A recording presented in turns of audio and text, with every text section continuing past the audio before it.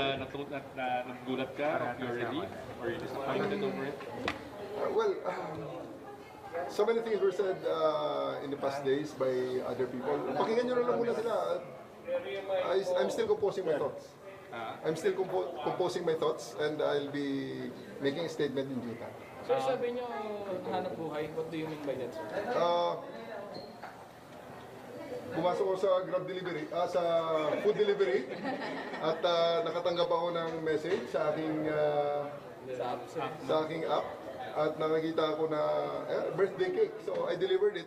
Nagkataon pala birthday ni Congressman De Lima. So nagulat ako na nadala kong cake sa kanya.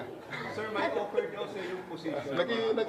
Naki-happy birthday na rin ako. Sir, may bagong position na in-offer May sa offer na inyo. daw position sa inyo. Let's just wait for the official announcement. Kung meron man. Ano kung pero sir, tatanggapin niyo kung meron? Let's just wait.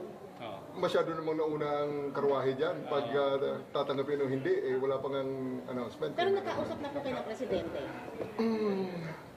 Executive privilege, pwede. Okay.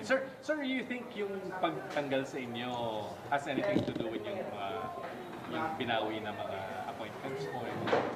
I'll make, that will be included in my statement in due time. Hindi Sir, anong pinag-usapan niyo ni Senator Laila?